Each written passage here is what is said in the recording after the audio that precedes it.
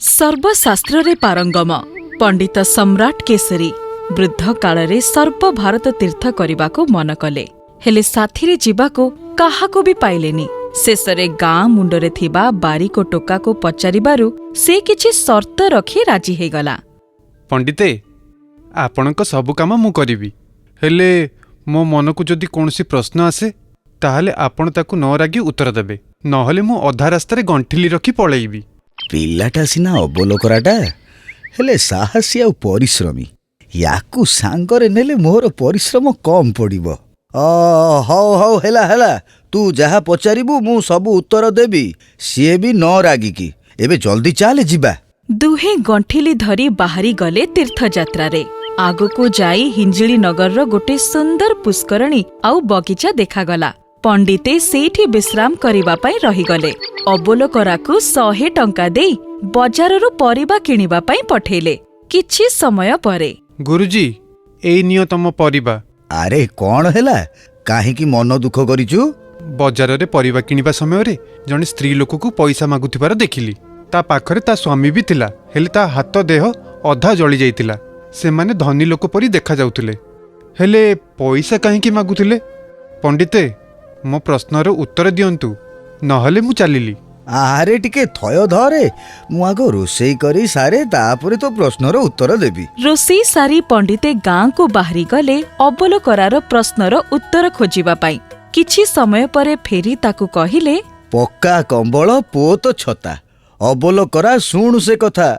से दुई जण स्वामी स्त्री हिंजिली नगरर बासिंदा। स्वामी विकास जणे विद्युत कर्मचारी थिले। दुई जण निज सुनेली भविष्यत को आहुरी उज्जवल करिबा पाई संचय करुथिले।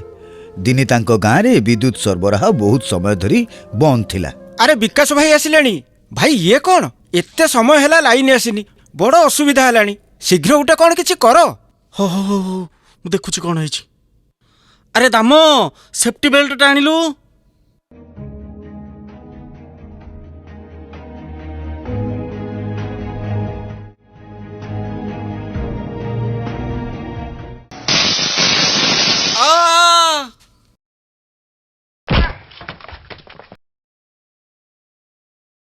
अरे विकास भाई, से जो पोलोरे काम करुथुला सेथिरे विद्युत विच्छिन्न ही नथिला, जहा पाई विद्युत आघात लागिबा जोगु ता शरीरर अधा अंग जळी जाइथिला।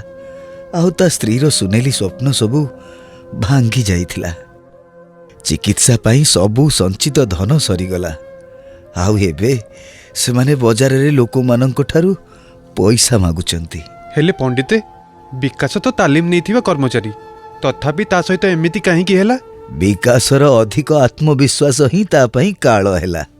कौनसी वैद्युतिक लाइन को स्पर्श करिबा आगरु भल भावे परखि नेबा उचित एवं सुरक्षा बलय प्रस्तुत करी उपयुक्त सीढ़ी व्यवहार करी सबु काम करिबा उचित। विकासर छोट भूल ता सुंदर संसार को सबु दिन पई अंधार को ठेली देला। एबेठू मु जाहाको विपद संकुल काम करुथिबार देखिबी, तेबे ताकू निश्चय अटकेइबी। अबोलकरा शुणिलु तो कथा सार, चलो आगु को जीवा, उठा भार।